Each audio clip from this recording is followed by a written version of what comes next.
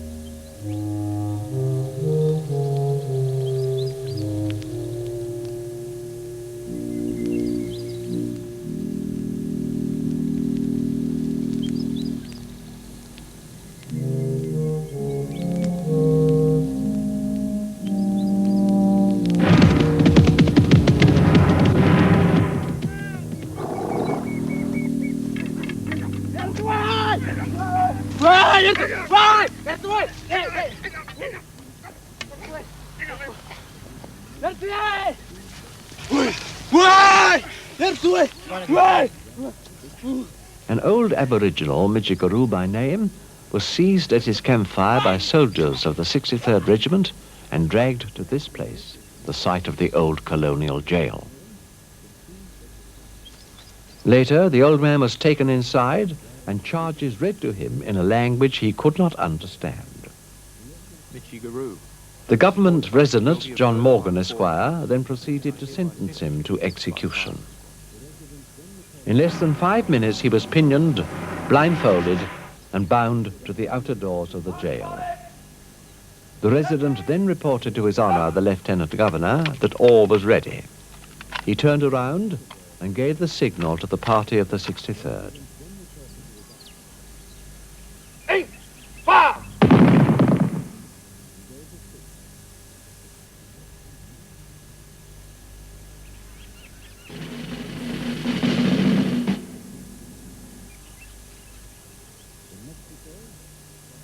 The European conquest of the world that followed Columbus could not be contained. In Mexico, Cortez challenged Montezuma. In Peru, the butcher Pizarro bullied and baptized Atahualpa. And in Virginia, Captain John Smith was captured by the chief of the local Indians. Over 200 years later, in 1830, a young boy named Mackenzie was speared by Aboriginals at the Swan River colony. The following year, a teenage boy from the Bibbulmun tribe was shot while stealing a melon, and later, a man was speared through the window from which that shot was fired. Two cultures were clashing, two peoples with differing values, two peoples with differing laws. In the year 1828, the British government were anxious for political reasons to establish a colony on the west side of Australia. I applied to the government for an official appointment, Their answer was to the effect that if I chose to go out at my own risk and expense, then they would give me a favourable letter of introduction to the governor. On this encouragement, I made up my mind to go. My friends were doubtful at the prudence of such a step, but I promised them that I would keep them duly informed of every incident and circumstance, good or bad, and leave them to be the judge of my success or failure.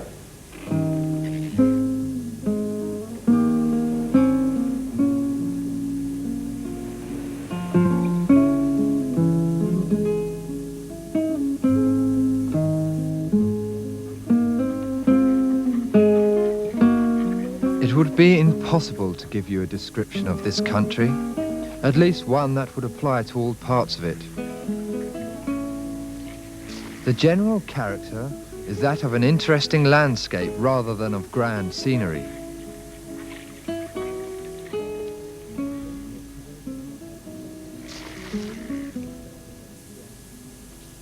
For the first 15 miles up the Swan River, the Australian mahogany is found in great abundance.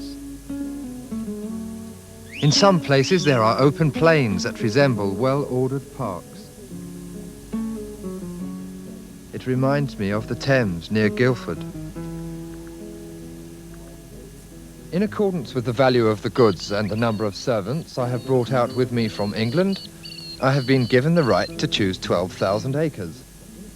These will be in various blocks at different places.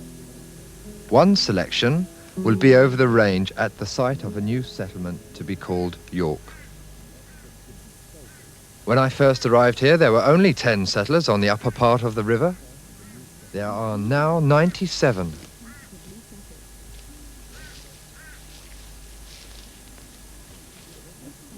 The confusion of our land grant has been tentatively settled. The governor has issued written permission for us to select 8,106 acres. Nearly all the good riverland has been taken. But a gentleman by the name of Robert Menley Lyon has offered us half of his grant.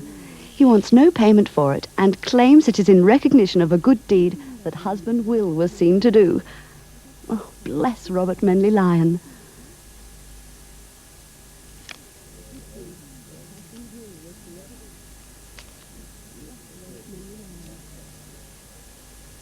Well, I think they were the most shabby genteel bunch of Mr. Micawbers that you might have got together in early 19th century England. They were people who hadn't made a go of it at home. They were reaching after a somewhat chimerical, desperate sort of enterprise 10,000 miles away.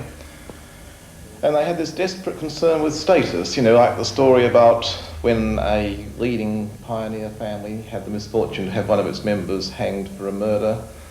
Generations afterwards, even when I was young, what they said was, well, he was taking part in the public ceremony and the platform collapsed. Now, you know, there was this whole very stark reality around them and the necessity to put a genteel front on it.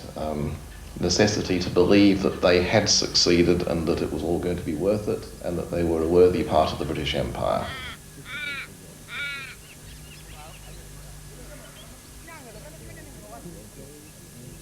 The natives are not so despicable a race as was at first supposed. They are active, bold, and shrewd. They are courageous when attacked. However, we are on good terms with them.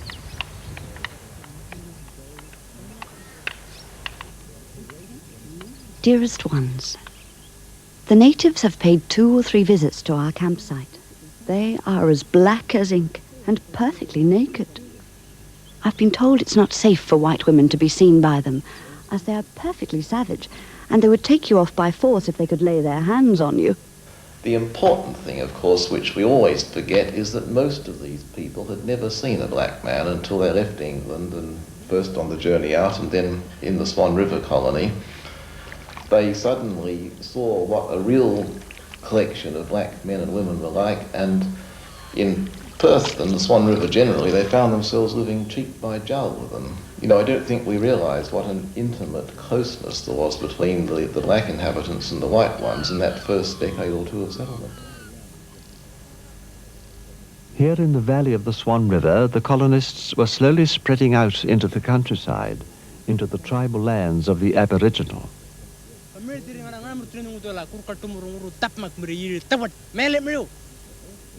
As summer approached, their need grew for fresh water. They settled near the few streams they found, but these were also the drinking places of the wild animals. And where the animals fed and drank, the Aboriginals hunted. The happy hunting grounds of the American Red Indian were the lands the white settlers wanted. The happy hunting grounds of the Australian Aboriginal were the best lands for farming, and the first English settlers were to choose these lands.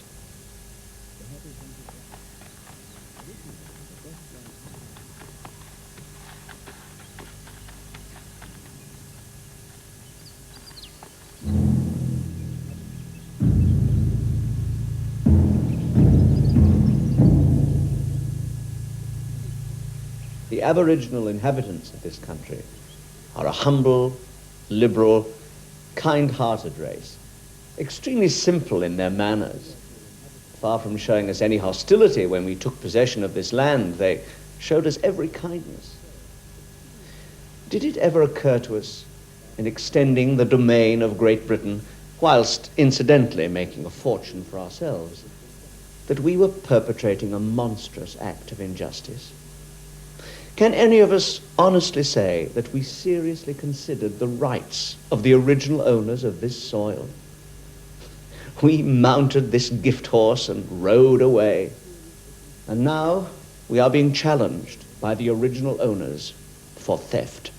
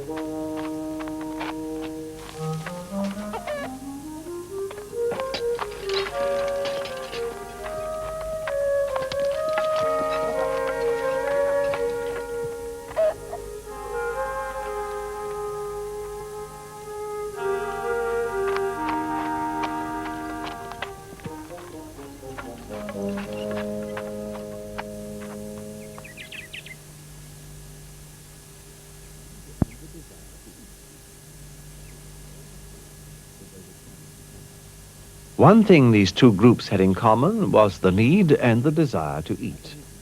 And it would be over food that they would come into conflict. The Aboriginal hunted silently and with care by the spear and boomerang.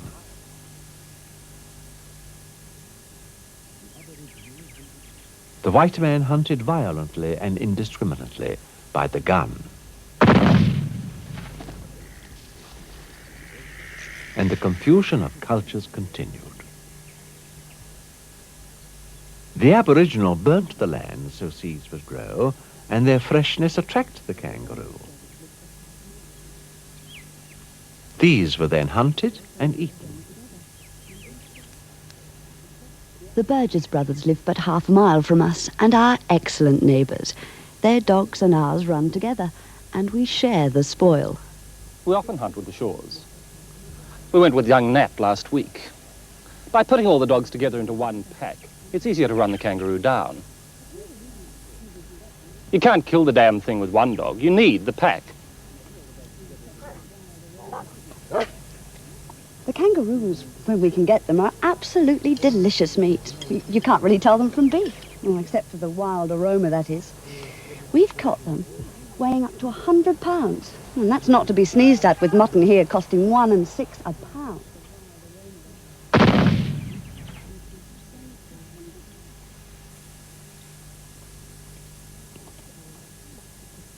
My heart lingers and beats towards old England. But really, this is a life not at all disagreeable, except for the privations we undergo.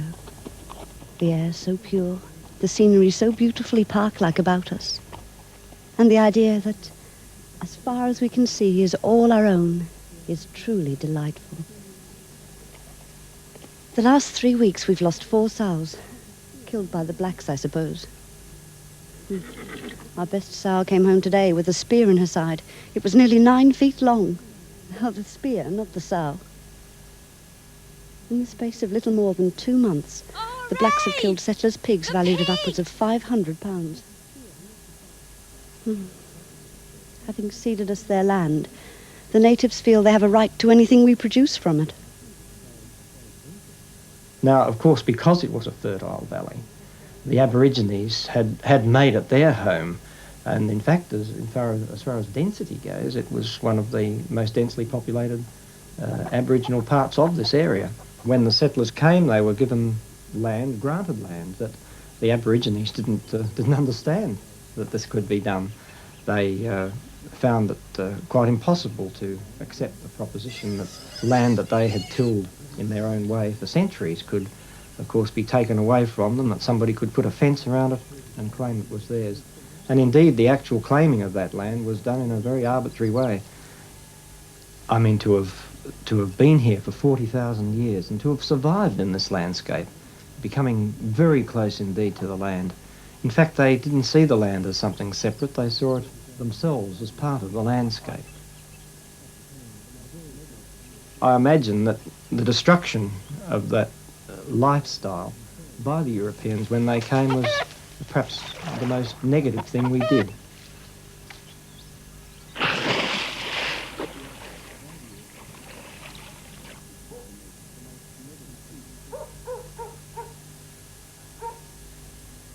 Your Excellency, my complaints regarding the treatment of the natives here continue to be ignored. Is that so? Your own proclamation, Your Excellency, guaranteeing the Aboriginal people the right to full British law is also being ignored. And, sir, how can these natives possibly comprehend your intentions when you have no knowledge of their language? Your enterprise here is based upon the issuing of treaty to land to which we have no legal right. Oh, you do go on about the natives.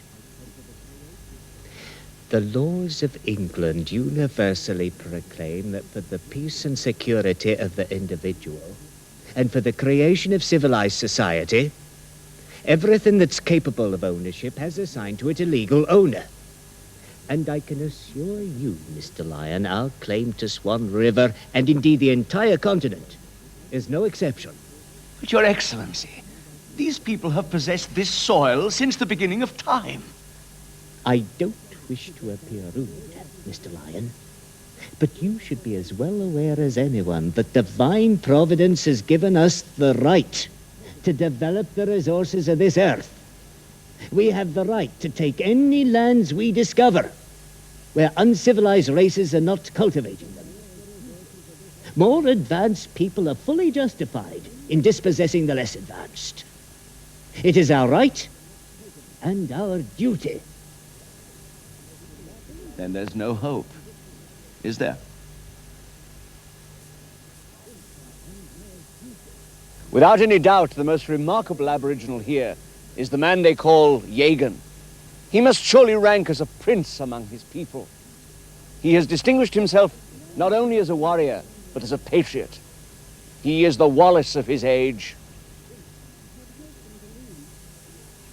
Yagan and a great number of other early Swan River people had hoped and believed that this could work.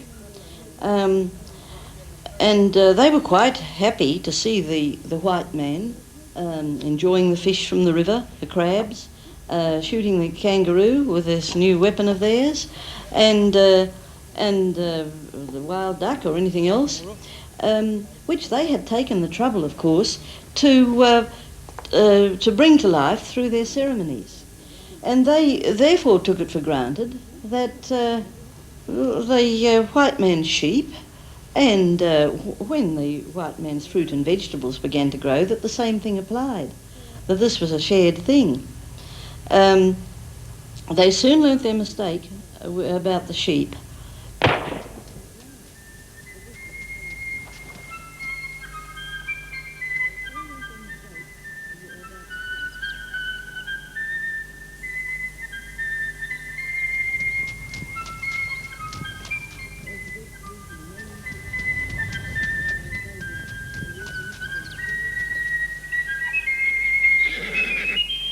As the vegetables and the melons began to ripen, they would walk into the fields and take them. And on one very unfortunate occasion, a boy coming in to steal a melon was shot dead and through a window of a house. It was a terrible shock to the Aborigines. They were so incensed that Yagan and his father Medjugorje, a few days later, came into the house and speared a man in the house from which the shot had been fired.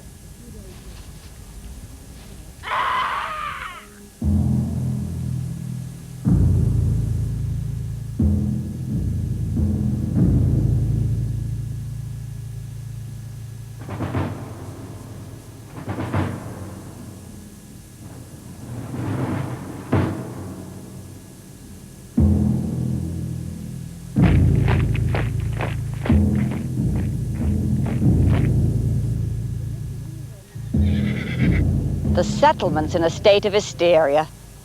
This morning, some fool spread the rumour around Fremantle that Mr. Weevil and myself had been speared, no doubt by Yagan. It brought nearly every male inhabitant of Fremantle to our house. Some with guns without ammunition, other with guns without locks, some with ammunition and no guns. There's a panic about this Yagan. They say he and his father speared Entwistle last year, and one of the Gays men.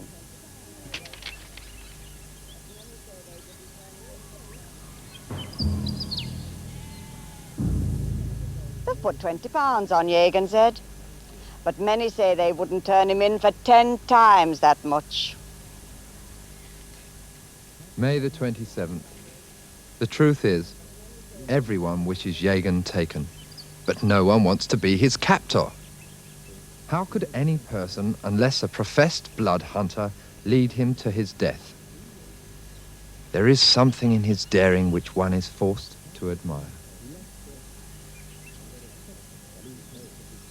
In Yagan emerged the one great hero of the Aboriginal people.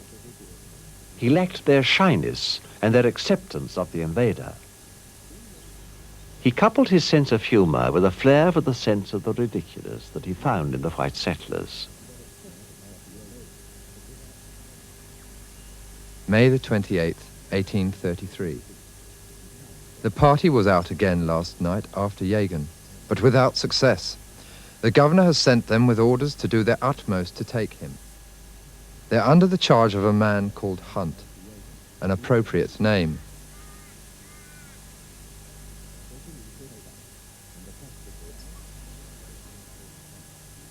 Later, he was ambushed by soldiers after 2 of his white friends had led him into a trap and the custody of the 63rd Regiment.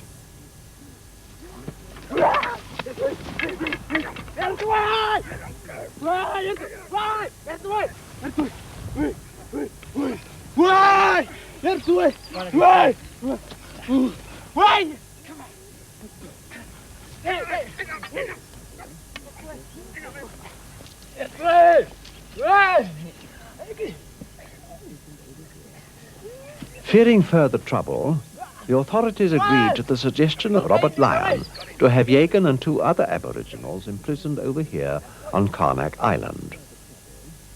Lyon wished to live with the Aboriginals and teach them Christianity. A surprising attitude in that day and age. Your Excellency, I can tell you that on Carnac Island, Yagan totally discarded his savageness. He became cheerful and orderly and rapidly acquired a knowledge of English. His conduct at divine service was most respectful. And the Lord said unto Satan, Behold, all that he hath is in thy power. only upon himself put not forth thine hand. So Satan went forth from the presence of the Lord. And there was a day when his sons and daughters were eating and drinking wine in their eldest brother's house. And there came a messenger unto Job and said, the oxen were plowing and the asses feeding beside them. Well, that means that it's easy for a man to believe in God if everything's going well for him. But in bad times, perhaps it is not so easy. And the Sabaeans fell upon them and took them away. Yea, they have slain the servants with the edge of the sword, and I only am escaped alone to tell thee.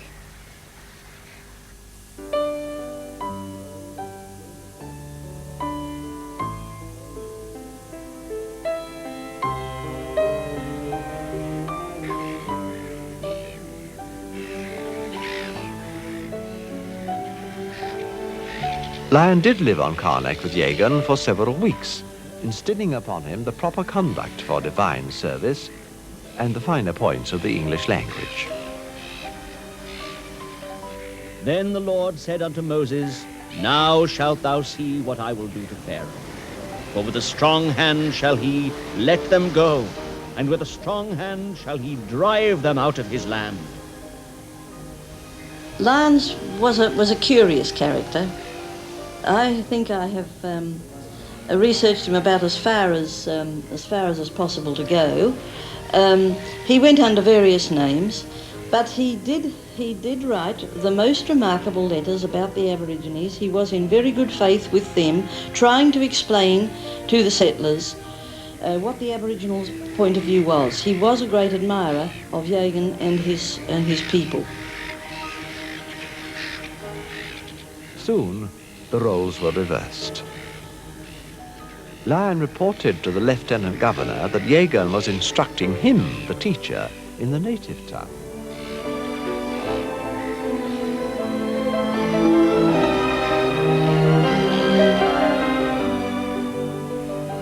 Ni wanga dulun di Palawan wangalle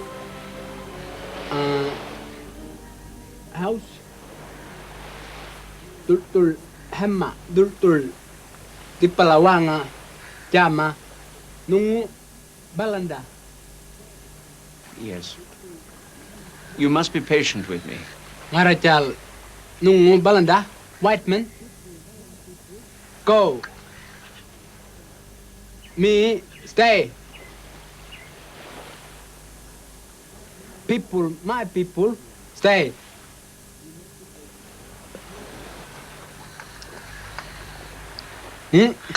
White man, go. Yes, I do understand.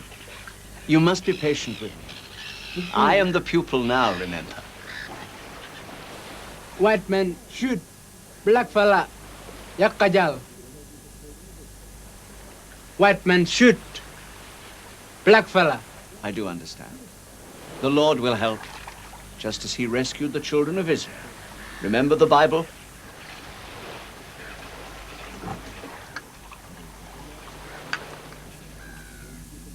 Of course, the natural instincts of the primitive could not be suppressed in a few weeks on the island. Whether it was that fool of a soldier Jenkins tormenting him with insults, whether he grew wistful for the loss of his own people. But whatever the cause, he quietly slipped away in the government boat which had been left unguarded. And of course, I was billed the 19 pounds cost for the loss of the wretched thing. They left Lion behind, got into the boat, and actually rowed themselves ashore, which was quite a feat. They thought this was amusing, a bit of a lark, and they went around telling their friends that what they had done.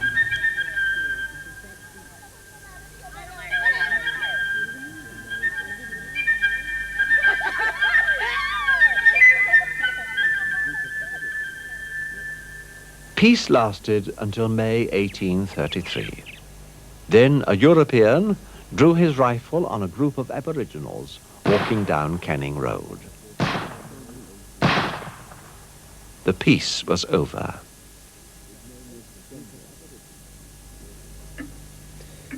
That same week, an Aboriginal was shot at Fremantle.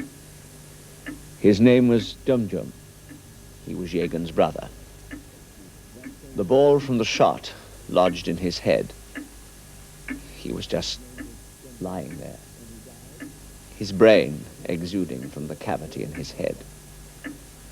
He clung to life for 3 days. When he died, a settler from the estuary at Mandurah sawed off his head and kept it as a curiosity. Naturally, Jagan avenged this murder.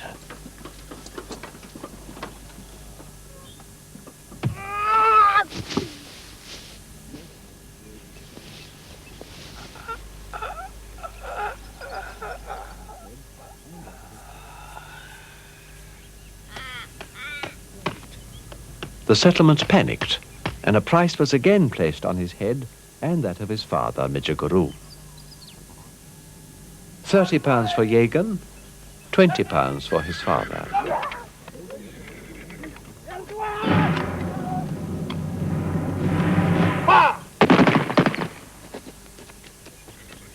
Overnight, the Aboriginals disappeared from the settlement. Weeks of combing the bushlands failed to flush out Jagan. He eluded them completely. The Europeans were no match for Aboriginal bushcraft, but then, Jagan was no match for European cunning. Today, I had a long, angry, and wholly unexpected conference with the very spirit of evil himself. What name? Beauregard. No, it's not. Beauregard. You, Jagan! Ni ngana prungkala le marchina wangal le kaju urna na prungdi pungwangang ro. Ngana prungkala di pungwangang ro ju urna na prungna. Jagan delivered a sort of address.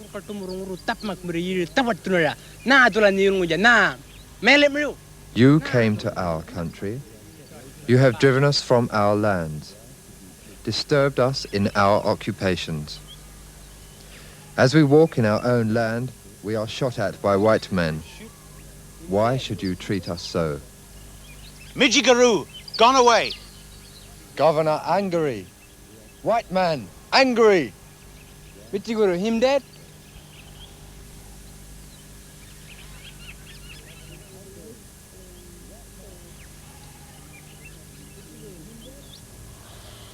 The circumstances surrounding Jagan's death were one of the most sad and shameful things that have happened in the history of our state. Even now, not any longer a sentimental schoolgirl, I can feel almost moved to tears when I think of what happened.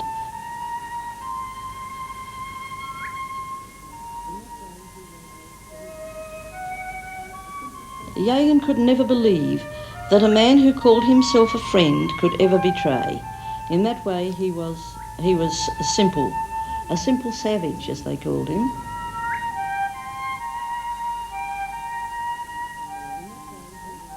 He had taken these boys many times hunting. He had taught them how to hunt kangaroo, and on this occasion the boys had borrowed a gun from their master, a farmer named Bull, up the Upper Swan, and they went off with them, and the Aboriginals with their spears and the boys with their gun.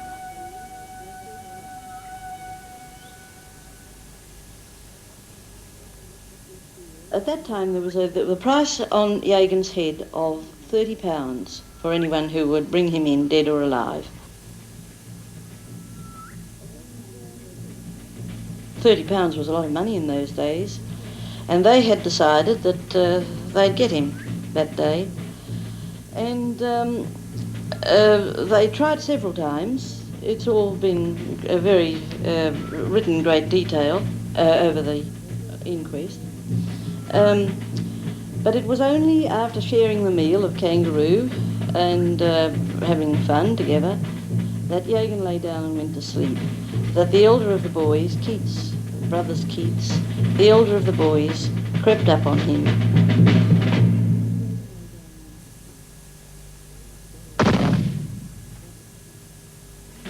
Only the younger brother survived the day to collect the £30 reward. He was 13 years of age.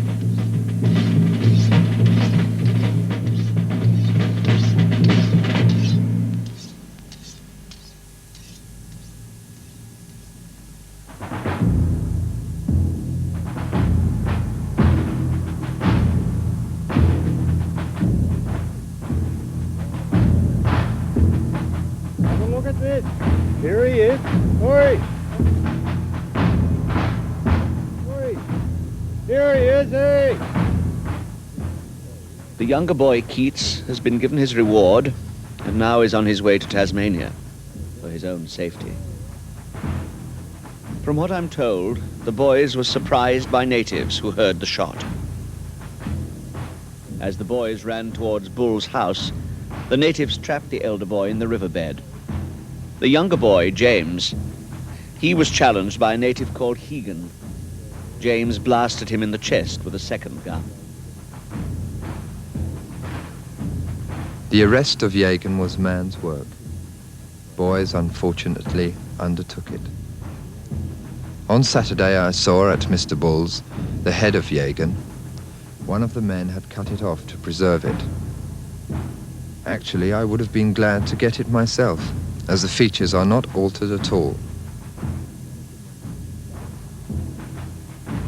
I think Jagan had the most lustrous, rich black eyes I ever saw. The shot hit him in the neck and killed him instantly. The head of Jagan was hacked from the body by a settler named Jones.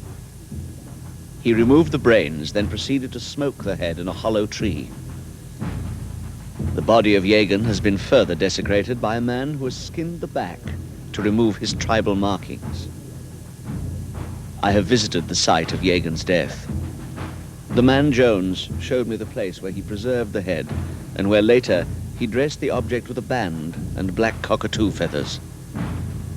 I also saw the great white gum beneath which the body of Jagan lays. The fate of Jagan's head, I believe, is to accompany Ensign Dale back to England to be exhibited at sideshows and country fairs. There has been a change of policy towards the natives since the arrival of the new regiment, the 21st. These soldiers have come from Tasmania, where they were involved in the rounding up of the Aboriginals there for shipment to Flinders Island. Now, no doubt, they will be using their skills here. Since my arrival at this place 4 years ago, more than 20 natives have been shot. Only one has received a trial. Last week, the natives of the South Bank broke into the mill run by Shenton. No doubt they were hungry. Shenton was forced to lie on the floor while they stole 8 bags of flour. They frightened the devil out of Shenton. Later, the soldiers ambushed the party and captured Yedong, Gummel, and Galut. Yedong and Gummel were merely boys. Both were sent to the Perth whipping post. One received 15 lashes, the other 25. Galut was a little older. He was sentenced to 60 lashes with a knotted rope.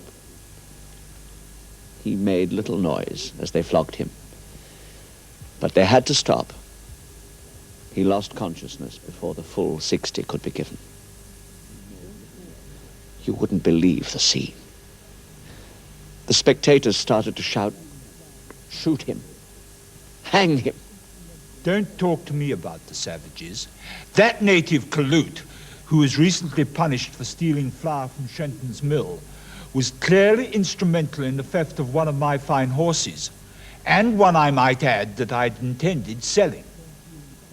Mr. Edward Barron, who not only is a proprietor of a Wheatsheaf Tavern, but also colour sergeant of a 63rd Regiment, came to pick it up. What could I say? Barron and Private Nisbet went out in search of the horse. Only Barron returned, and he with 3 spears in his back. Mr. Peel, I can assure you I will take the matter in hand. You're not the only one affected by the natives.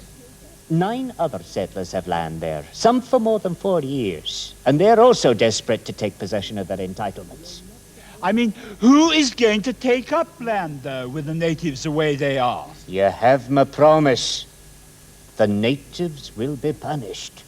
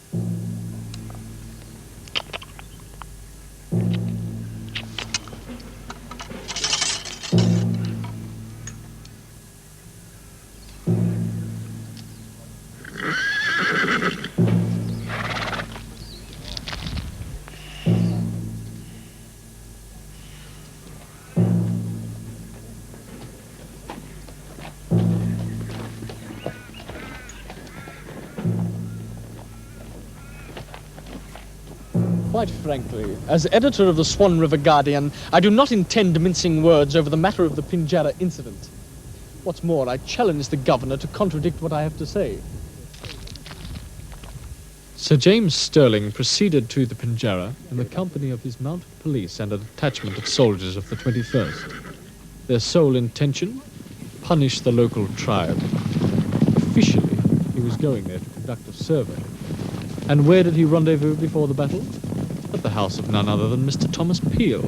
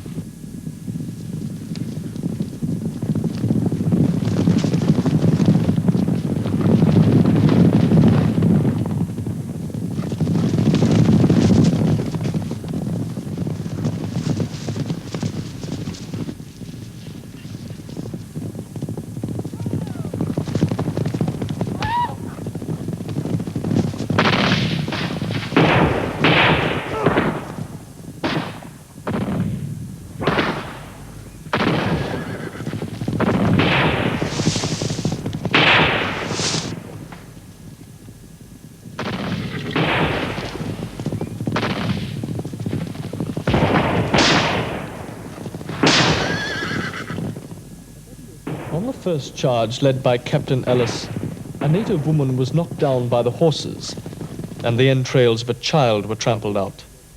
A body of native men were fishing in the river, and they attempted to arm themselves. These were fired upon by the police.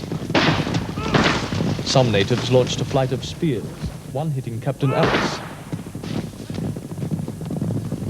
The natives then, enraged by the shrieks of the women and children, began rushing towards the police. His Excellency then ordered the soldiers, who had been hiding on the opposite side of the river, to open fire. The natives, then finding themselves surrounded, dived into the water. 11 were killed, including 2 women and 2 children. One of my earliest measures was to issue a proclamation which formally declared the rights of the Aboriginal native to the protection of British law. Since that time, intercourse between the colonist and the native has been imperfect. Ignorance of each other's language, mutual fear, and regular conflict has prevented an explanation to the natives of the laws by which white men live.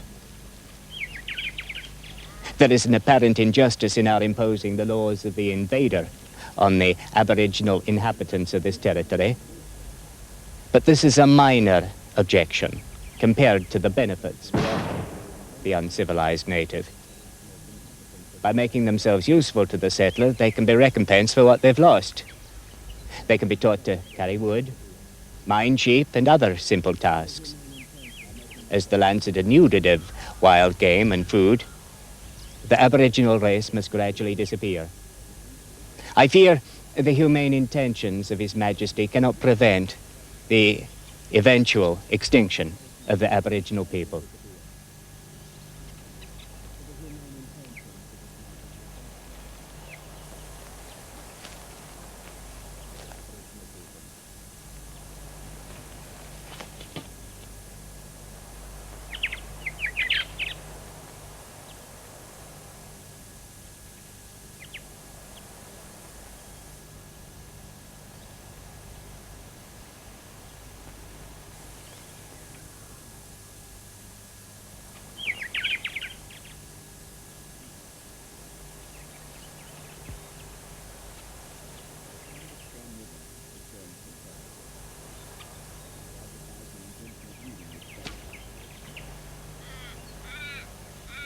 My time at Swan River is drawing to a close.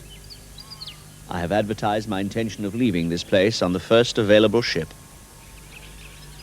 Unfortunately, the death of Yegan and Midjigaroo has not brought an end to the violence, nor indeed peace with the Aboriginal people.